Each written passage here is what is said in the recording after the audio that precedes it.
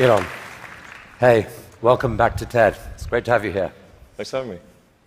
So, in the next half hour or so, we're going to spend some time exploring your vision for what an exciting future might look like, which I guess makes the first question a little ironic. Why are you boring? Yeah, I ask myself that frequently. We're trying to dig a hole under LA, and this is to create the beginning of what will hopefully be a 3D network of tunnels to alleviate congestion. So, I mean, right now, I think one of the most soul-destroying things is traffic.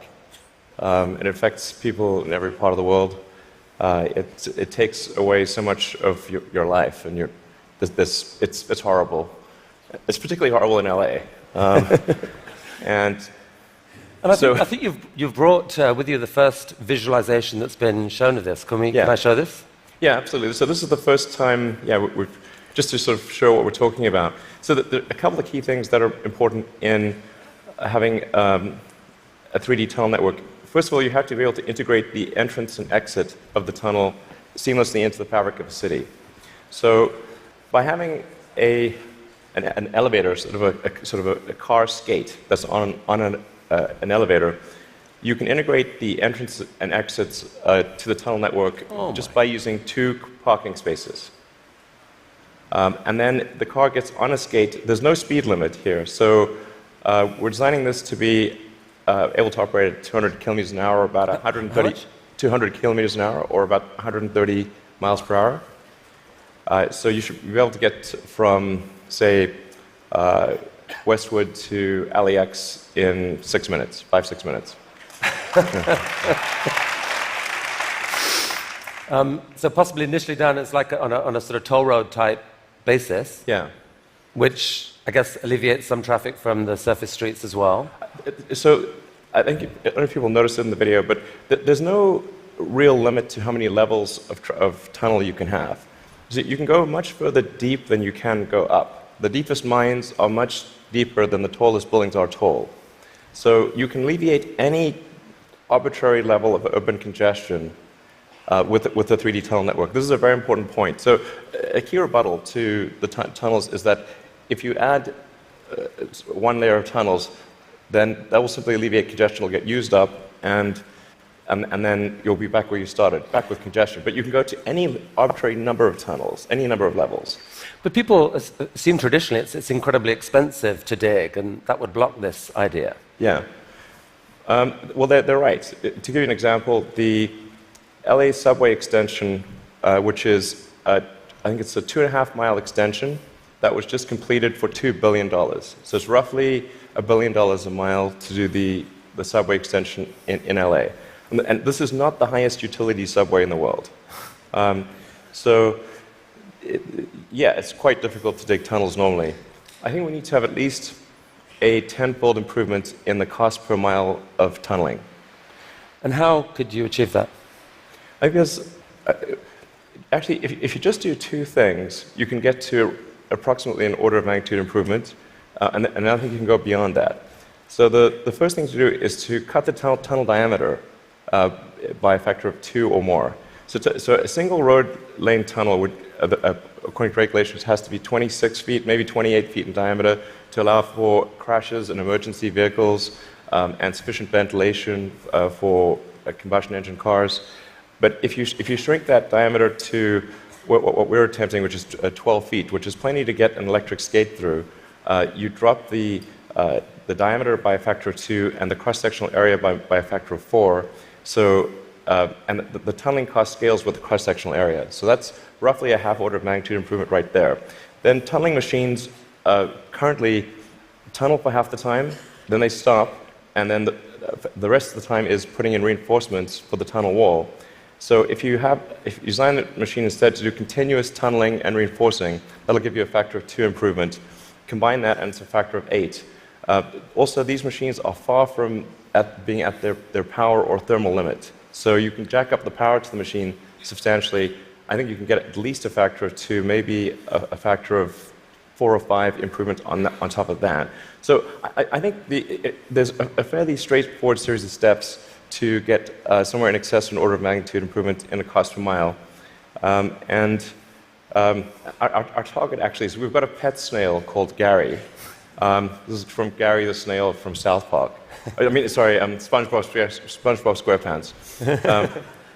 So Gary is capable currently he's capable of going 14 times faster than a tunnel boring machine. Okay. You want to beat Gary? We want to beat Gary. Yeah. He's not a patient little fellow, and we want that will be victory. Victory is beating the snail. But a lot of people dreaming about future cities, they imagine that actually the solution is sort of flying cars, drones, etc. You go above ground. Why isn't that a better solution? You save all that tunneling cost. Right. I'm in favor of flying things. Obviously, I do rockets, so I like things that fly. This is not some inherent bias against flying things, but there is a challenge with flying cars in that they'll be quite noisy. The wind force generated will be very high. Let's just say that if something's flying over your head, if there are a whole bunch of flying cars going all over the place, that is not an anxiety-reducing situation. You don't think to yourself, well, I feel better about today. You're thinking, like, did they service their hubcap? Or is it going to come off and guillotine me as they're flying past? And so you've got this vision then, future cities with these rich 3D networks of tunnels underneath. Is there a tie-in here with Hyperloop? Could you apply these tunnels to use for this Hyperloop idea you released a few years ago? Yeah, so we've been sort of puttering around with the Hyperloop stuff for a while. We built a Hyperloop test track adjacent to SpaceX just for a student competition to encourage innovative ideas in transport. It actually ends up being the biggest vacuum chamber in the world after the Large Hadron Collider by volume. It was sort of quite fun to do that, but it was kind of a hobby thing. And then we think we might. So we developed a little pusher car to push the student pods, but we're going to try seeing how fast we can make the pusher go if it's not pushing something. Huh. So, I mean, like, sort of cautiously optimistic we'll be able to be faster than the world's fastest bullet train, even in a 0.8 mile stretch. Whoa. Good brakes. Yeah. I mean, it's either going to smash into tiny pieces or. But you can picture then a Hyperloop in a tunnel, yes, running quite long distances. Exactly. So in looking at tunneling technology, it turns out that in order to make a tunnel, you have to, in order to seal against the water table, you've got to typically design a tunnel wall to be a good to about 5 or 6 atmospheres. So to go to vacuum is only 1 atmosphere, or near vacuum. So actually, it sort of turns out that automatically, if you build a tunnel that is good enough to resist the water table, it is automatically capable of holding vacuum. Huh. So, yeah. And so you can actually picture this, like what kind of length tunnel is in Elon's future to running Hyperloop? Yeah, I think there's no real length limit. You could dig as much as you want. I think if you were to do something like a DC to New York Hyperloop, I think you'd probably want to go underground the entire way because it's a high density area. You're going under a lot of buildings and houses, and if you go deep enough, you cannot detect the tunnel. Sometimes people think, well, it's going to be pretty annoying to have a tunnel dug under my house. Like, if that tunnel is dug more than about 3 or 4 tunnel diameters beneath your house, you will not be able to detect it being dug at all. In fact, like if you're able to detect the tunnel being dug, whatever device you're using, you can get a lot of money for that device from the Israeli military, who's trying to detect tunnels from Hamas, and from the US Customs and Border Patrol that trying to detect drug tunnels. So the reality is that Earth is incredibly good at absorbing vibrations, and once the tunnel depth is below a certain level, it is undetectable. Maybe if you have a very sensitive seismic instrument, you might be able to detect it. So you've started a new company to do this called The Boring Company. Very nice, very funny. But what's funny about that? How much of your time is this? It's maybe 2 or 3%. You've called it a hobby. This is what an Elon Musk hobby looks like. I mean, it really is. Like, we actually, this is basically interns and people doing it part-time. So this is, we bought, some secondhand machinery, and it's kind of puttering along, but it's making good progress. So an even bigger part of your time is being spent on electrifying cars and transport through Tesla. Is one of the motivations for the tunneling project the realization that actually, in a world where cars are electric and where they're self-driving, there may end up being more cars on the roads on any given hour than there are now? Yeah, exactly. A lot of people think that when you make cars autonomous, that they'll be able to go faster and that will alleviate congestion. And to some degree, that will be true. But once you have shared autonomy where it's much cheaper to go by car, and you can go point to point, the affordability of going in a car will be better than that of a bus. Like, it will cost less than a bus ticket. So the amount of driving that will occur will be much greater with shared autonomy, and actually traffic will get far worse. I mean, you started Tesla with the goal of persuading the world that electrification was the future of cars. Yeah. And a few years ago, people were laughing at you. Now, not so much. I mean... Okay. Well, I mean, isn't it...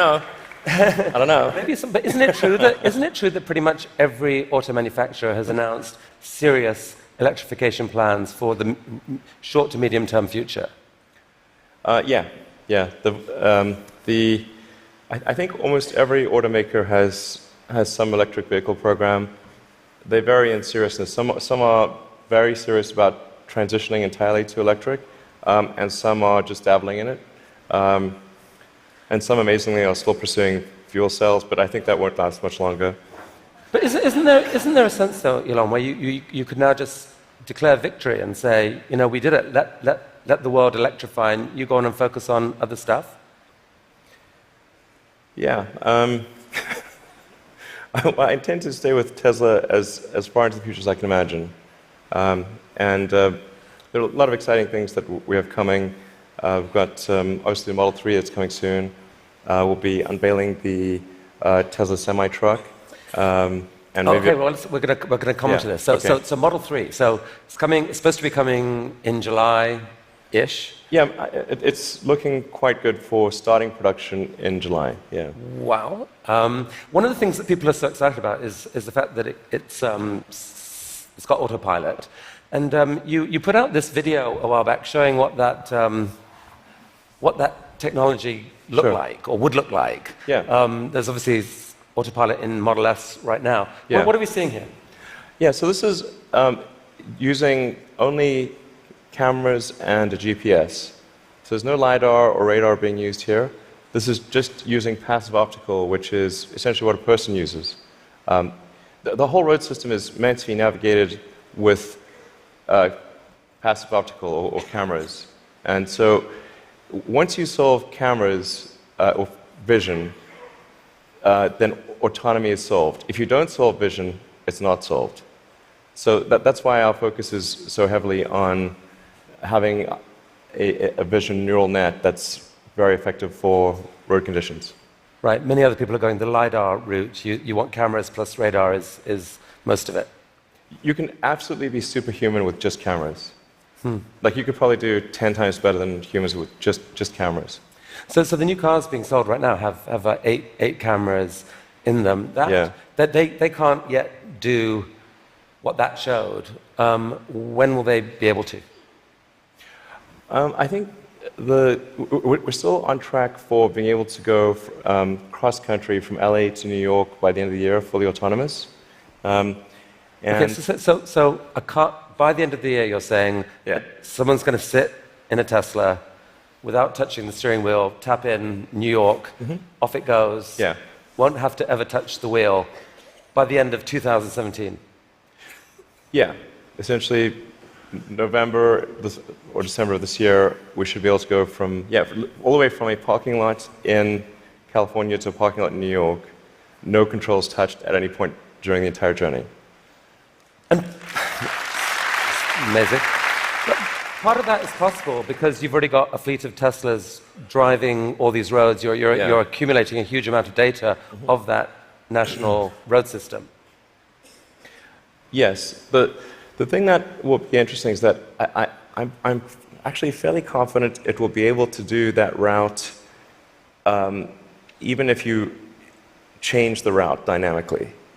So, like it's fairly easy. Or if you say I'm going to be really good at one specific route, that's one thing. But it should be able to go really be very good.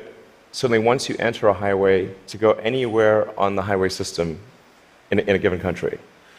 So it's not sort of limited to LA, New York. We could change it and make it Seattle, Florida, that day, or in real time. So you were going from LA to New York, now go from LA to Toronto. So leaving aside regulation for a second, in terms of the technology alone, the time when someone will be able to buy one of your cars and literally just take their hands off the wheel and go to sleep and wake up and find that they've arrived, how far away is that to do that safely? I think that's about 2 years. So the real trick of it is not, how do you make it work, say 99.9% of the time? Because if a car crashes, say 1 in 1,000 times, then you're probably still not going to be comfortable falling asleep. That's, you shouldn't be, certainly.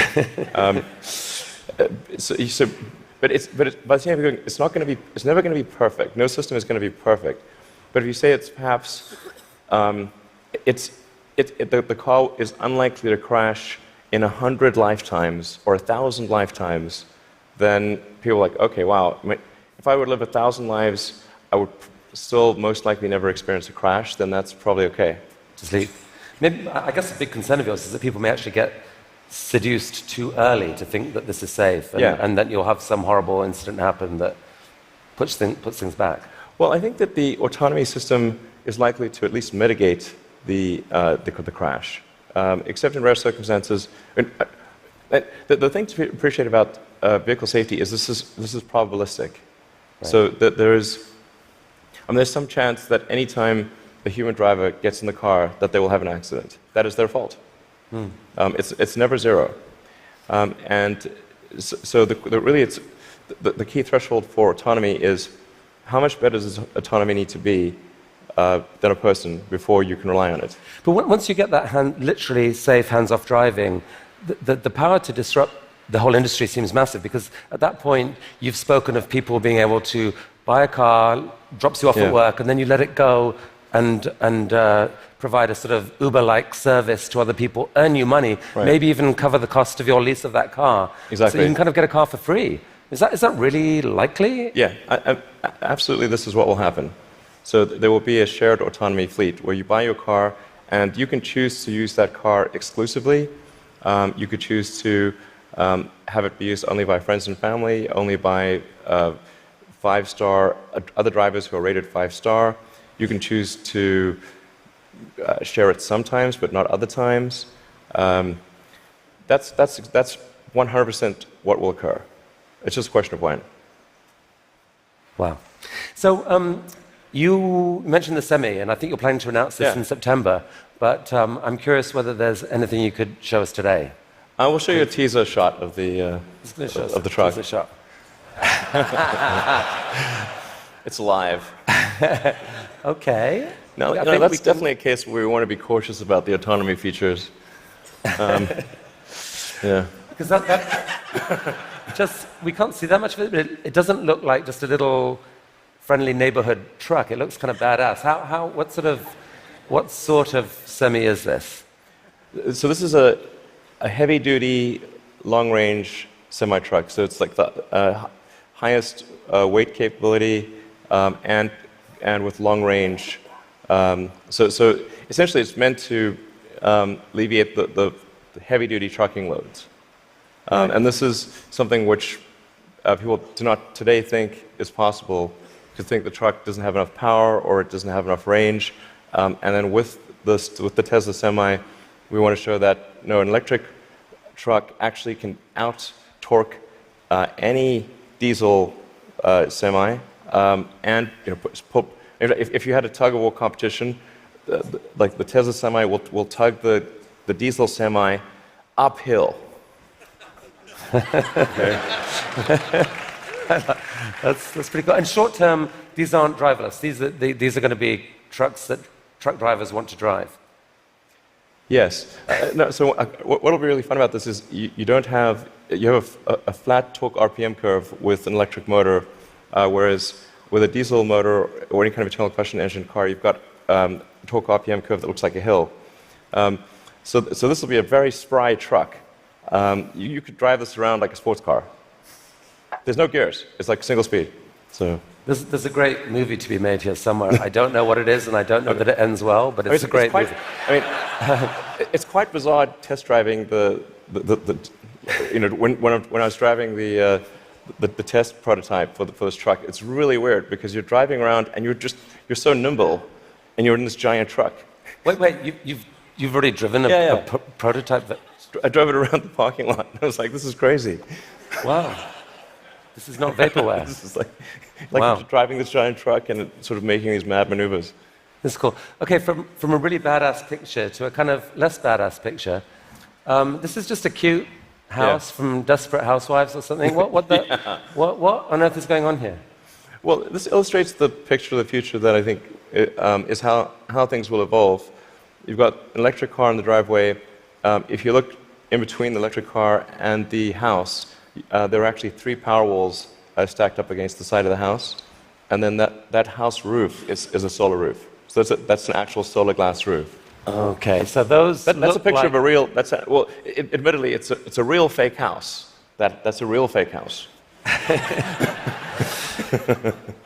So these roof tiles, some of them have in them basically solar power, the ability to. Yeah, so the solar glass tiles where you can adjust the texture and the color at a very fine-grained level, and then there's sort of micro louvers in the glass, such that when you're looking at the roof from street level or close to street level, all the tiles look the same whether there is a solar panel behind it or a solar cell behind it or not. So you have an even color from the ground level. If you were to look at it from a helicopter, you would be actually able to look through and see that some of the glass tiles have a solar cell behind them and some do not. Right. You put them in the ones that are likely to see a lot of sun. Yes. And that makes these roofs super affordable, right? They're not that much more expensive than just tiling the roof. Yeah. We're very confident that the cost of the roof plus the cost of electricity, that a solar glass roof will be less than the cost of a normal roof plus the cost of electricity. So in other words, this will be economically a no-brainer. We think it will look great, and it will last. I mean, we thought about like having the warranty be infinity, but then people thought, well, that might sound like we were just talking rubbish. But actually, this is toughened glass. Like well after the house has collapsed, and there's nothing there, the roof the glass tiles will still be there. Okay, so I think you're rolling. I mean, this is cool. So you're rolling this out in a couple weeks' time, I think, with four different roofing types. Yeah, we're starting off with two initially, and then the second 2 will be introduced early next year. And what's the scale of ambition here? How many houses do you believe could end up having this type of roofing? I mean, I think eventually almost all houses will have a solar roof. Now the thing is to consider the time scale here to be probably on the order of 40 or 50 years. So on average, a roof is replaced every 20 to 25 years. So, but you don't start replacing all roofs immediately. But eventually, if you say we were to fast forward to, say, 15 years from now, it will be unusual to have a roof that does not have solar. Is there a mental model thing that people don't get here that there's been, because of the shift in the sort of cost economics of solar power, that like most houses actually have enough sunlight on their roof pretty much to power all of their needs. If you could capture the power, it could pretty much power all their needs, right? You could go off grid, kind of. Yeah, it depends on where you are and what the house size is relative to the roof area. But yeah, it's a fair statement to say that most houses in the US have enough roof area to power all the needs of the house. Okay, so the key to the economics of the cars, the semi, these houses is the falling price of lithium-ion batteries, which you've made a huge bet on as Tesla. In many ways, that's almost the core competency. And you've decided that to really own that competency, you just have to build the world's largest manufacturing plant and kind of double the world's supply of lithium-ion batteries. Yeah. With this guy. What is this? Yeah, so that's the Gigafactory. The progress so far in the Gigafactory. Eventually, you can sort of roughly see that there's sort of a diamond shape overall, and when it's fully done, it'll look like a giant diamond, or that's the idea behind it. And it's aligned on true north. There's a small detail there. And capable of producing like 100, eventually like 100 gigawatt hours of batteries a year? 100 gigawatt hours. We think probably more, but yeah. And they're actually being produced right now already here, right? Yeah, we're in production already. You guys put out this video. Yeah. I mean, does that speed it up, or? That's the slowed down version. So how fast does it actually go? Well, when it's running at full speed, you can't actually see the cells without a strobe light. It's just blur. And one of your core ideas, Elon, about what makes an exciting future is a future where we no longer feel guilty about energy. Help us picture this. I mean, how many gigafactories, if you like, does it take to get us there? It's about 100, roughly. It's not 10, it's not 1,000, most likely 100.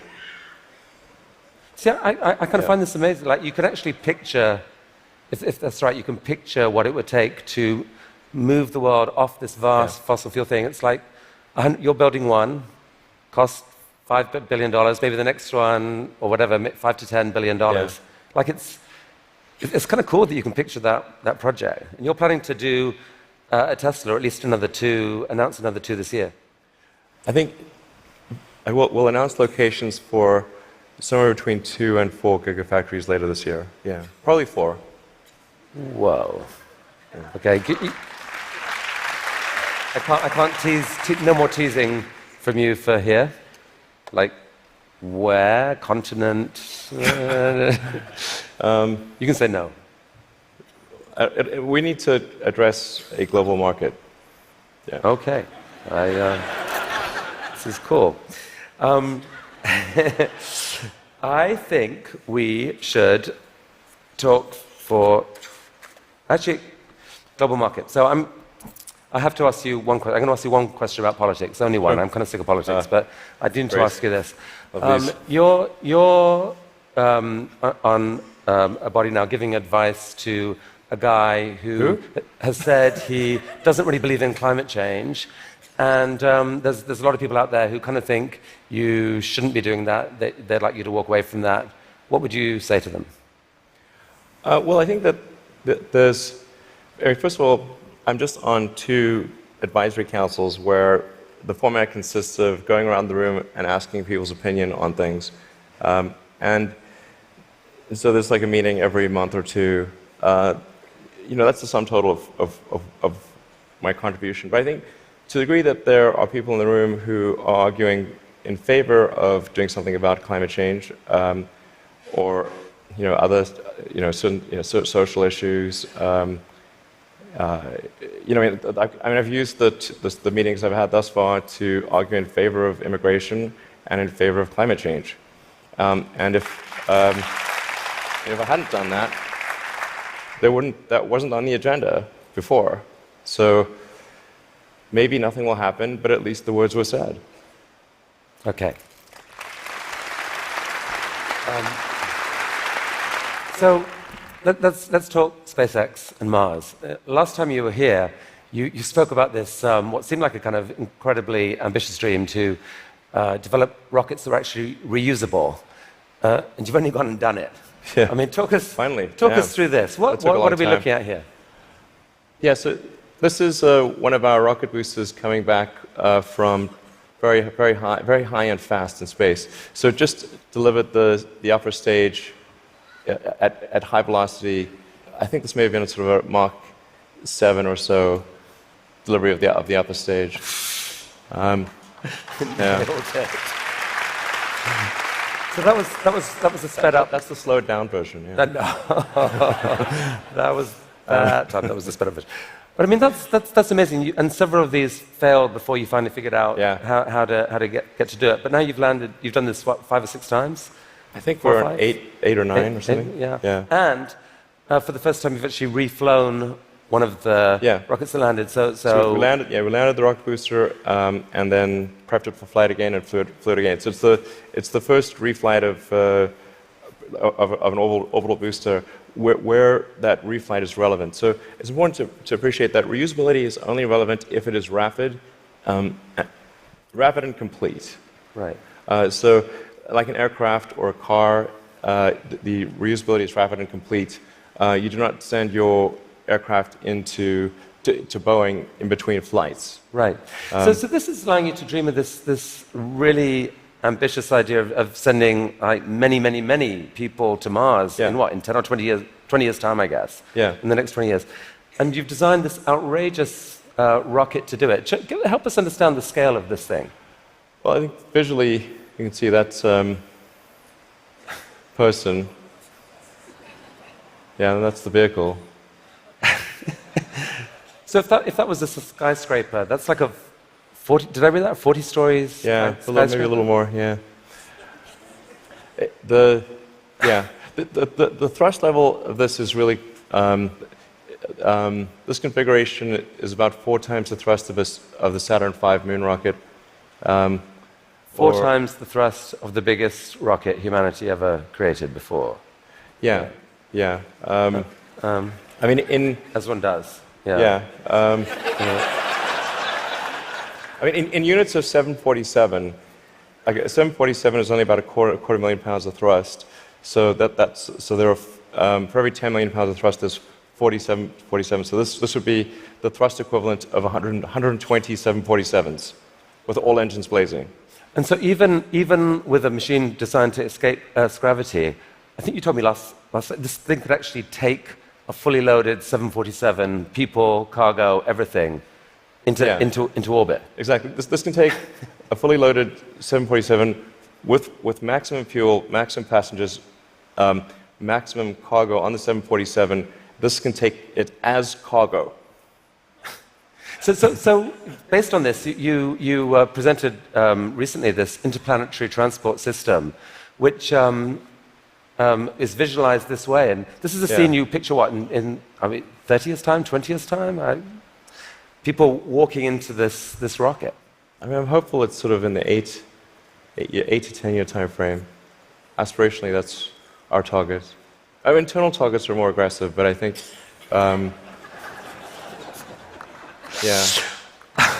Okay.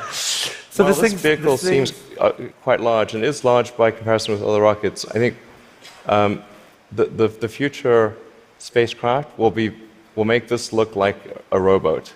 I mean, this is the future spaceships will be truly enormous. Why, Elon? Because why do we need to build a city on Mars with 1 million people on it in your lifetime, which I think is kind of what you've said you'd love to do. Yeah, I think it's important to have a future that is inspiring and appealing. I mean, I just think that there have to be reasons that you get up in the morning and you want to live. Like, why do you want to live? What's the point? What inspires you? What do you love about the future? And if we're not out there, if the future does not include being out there among the stars and being a multi-planet species, I find that it's incredibly depressing if that's not the future that we're going to have.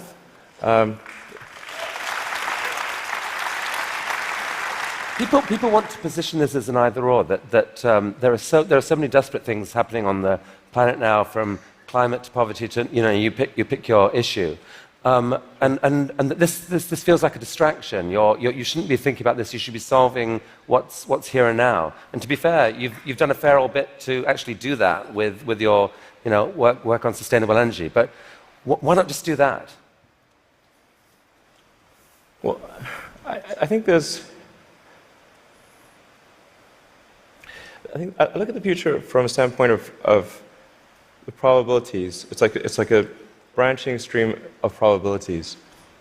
And there are actions that we can take that affect those probabilities, or that accelerate one thing or slow down another thing, introduce something new to the probability stream. Sustainable energy will happen no matter what. If there was no Tesla never existed, it would have to happen out of necessity. It's tautological. If you don't have sustainable energy, it means you have unsustainable energy. Eventually, you'll run out, and the laws of economics will drive civilization towards sustainable energy inevitably. The fundamental value of a company like Tesla is the degree to which it accelerates the advent of sustainable energy faster than it would otherwise occur. So when I think what is the fundamental good of a company like Tesla, I would say hopefully it does. If it accelerated that by a decade, potentially more than a decade, that would be quite a good thing to occur. That's what I consider to be the fundamental sort of aspirational good of Tesla. Then there's becoming a multi-planet species and spacefaring civilization. This is not inevitable. It's very important to appreciate this is not inevitable. The sustainable energy future, I think, is largely inevitable, but being a spacefaring civilization is definitely not inevitable. If you look at the progress in space, in 1969 we were able to send somebody to the moon. 1969. Then we had the space shuttle. The space shuttle could only take people to low Earth orbit. Then the space shuttle retired, and the United States could take no one to orbit. So that's the trend. The trend is down to nothing. This is not. People are mistaken when they think that technology just automatically improves. It does not automatically improve. It only improves if a lot of people work very hard to make it better. And actually, it will, I think, by itself degrade, actually. You look at great civilizations like ancient Egypt, and they were able to make the pyramids, and they forgot how to do that. And the Romans, they built these incredible aqueducts. They forgot how to do it. It almost seems, listening to you and look at the different things you've done, that you've got this unique double motivation on everything that I find so interesting. Which is one is this desire to work for humanity's long-term good. The other is this desire to do something exciting, and it's often. It feels like you feel like you need the one to drive the other. With Tesla, you want to have sustainable energy, so you make these super sexy, exciting cars to do it. Solar energy, we need to get there, so we need to make these beautiful roofs. We haven't even spoken about your newest thing, which we don't have time to do, but you want to save humanity from bad AI, and so you're going to create this really cool brain-machine interface to give us all infinite memory and telepathy and so forth. And on Mars, it feels like what you're saying is, yeah, we need to save humanity and have a backup plan, but also we need to inspire humanity, and this is a way to inspire. I think the value of beauty and inspiration is very much underrated, no question. But I want to be clear. I'm not trying to be anyone's savior. That is not the. I'm just trying to think about the future and not be sad. Beautiful statement. I think everyone here would agree that it is not, none of this is going to happen inevitably. The fact that in your mind you dream this stuff, you dream stuff that no one else would dare dream, or no one else would be capable of dreaming at the level of complexity that you do. The fact that you do that, Elon Musk, is a really remarkable thing. Thank you for helping us all to dream a bit bigger. You'll tell me if it ever starts getting genuinely insane, right?